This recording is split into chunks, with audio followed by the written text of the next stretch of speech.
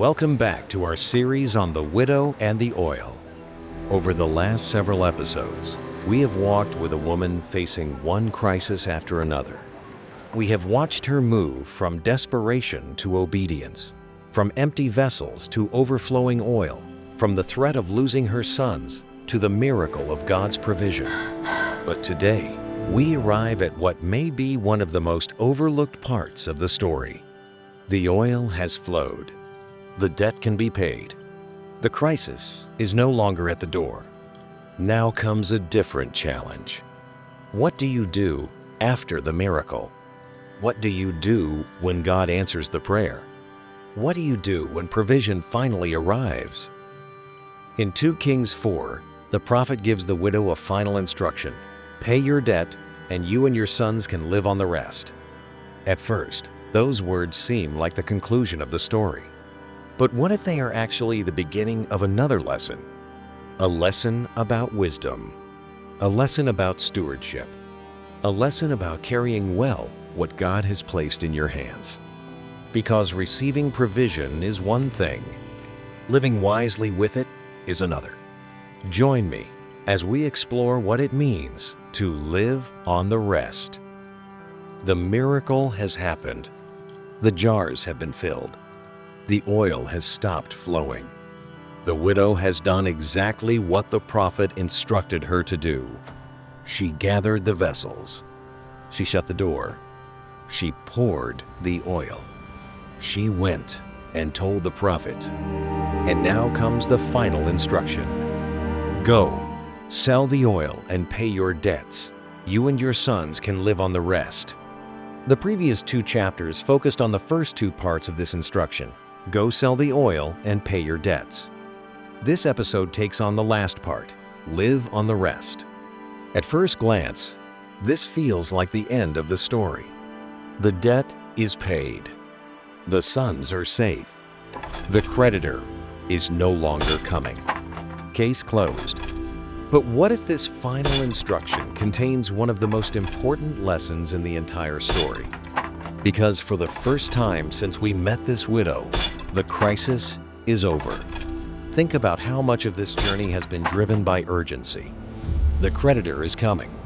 The sons are about to be taken. The jars must be borrowed. The door must be shut. The oil must be poured. Everything has moved with pressure. Everything has moved with necessity. Everything has been about survival. But now the pace changes. For the first time in this story, the widow is no longer reacting to a crisis. She must now learn how to live. And that sounds simple until you realize that many people know how to survive hardship, but do not know how to sustain peace. Many people know how to endure lack, but do not know how to steward provision. Many people know how to pray for a breakthrough, but are not prepared for what comes after it. The miracle solved her immediate problem. Wisdom would determine what happened next. Because surviving a crisis and sustaining a life afterward are not always the same thing. The miracle removed the urgency. Wisdom would shape the future. And perhaps that is why this final instruction is so important and so specific. Pay your debt. Live on the rest. Not waste the rest. Not boast about the rest. Not consume the rest as quickly as possible. Live on it. There is wisdom hidden in those words. Because provision alone does not create stability. We know this from everyday life. People win lotteries and lose everything. Athletes earn fortunes and retire bankrupt. Businesses experience sudden success and collapse within a few years. Individuals receive inheritances and have nothing left to show for them. The issue was never the provision. The issue was stewardship. Provision, by itself, does not create stability. In fact, provision often tests character differently than lack does. Lack exposes desperation. Provision exposes wisdom. Lack reveals what we do when we have too little. Provision reveals what we do when we suddenly have enough. And that is often where the real test begins. And if we are honest, Christians are not immune to this. Sometimes we pray for increase without preparing for increase. We ask God for provision without preparing to manage provision. We pray for open doors without preparing for the responsibility that comes through those doors. Yet throughout this story, preparation always came before increase. Before the oil flowed, vessels had to be gathered. Before the miracle appeared, room had to be made. Before provision arrived, capacity had to be created. The widow did not simply receive. She prepared. Perhaps that is one of the most overlooked lessons in this entire story. The miracle arrived where preparation already existed. And when provision arrives in unprepared spaces, it often slips through our fingers, like water poured into porous hands. Not because God failed to provide, but because we were not prepared to steward what we received. That is an important principle, because provision often reveals the condition of the hands receiving it. Some hands are prepared, others are porous. And provision placed into porous hands can disappear remarkably quickly, not necessarily through wickedness, sometimes through impulse, sometimes through pressure, sometimes through poor decisions, sometimes through trying to look successful, sometimes through spending that is never examined, sometimes through a lack of wisdom. And before long, what was meant to sustain is gone. But there is another danger that receives less attention: fear. Prolonged lack can shape a person in ways they do not immediately recognize. When someone has lived with uncertainty for long enough, provision can feel fragile. They become afraid to use it, afraid to invest it, afraid to rebuild, afraid to make a mistake, afraid to move forward. And so instead of stewarding what they have been given, they bury it. This is why the parable of the talents is so interesting. The servant who buried his talent was not careless. He was afraid. And perhaps that is the danger on the other side of lack. Because not everyone mismanages provision through recklessness. Some mismanage it through fear, afraid to trust that God can sustain what He has started. And so provision sits unused. Potential remains buried. The resource is preserved, but its purpose is lost. The servant in the parable did not lose his talent because he spent it foolishly. He lost it because fear convinced him that doing nothing was wisdom. But fear and wisdom are not the same thing. The widow could not afford recklessness. Neither could she afford paralysis. She needed wisdom. Sometimes fear disguises itself as caution. Sometimes fear disguises itself as responsibility. Sometimes fear keeps people stuck in yesterday's crisis, long after God has brought them out of it. The widow could not afford either extreme. And perhaps this is where we discover the deeper work God has been doing in her life all along. Throughout this series, we have watched a woman being transformed. She began overwhelmed by debt, overwhelmed by fear, overwhelmed by circumstances. She saw emptiness. God saw capacity. She saw the creditor.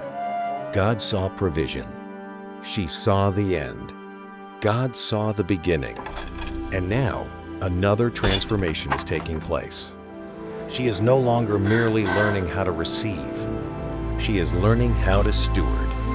Because stewardship is ultimately a matter of character.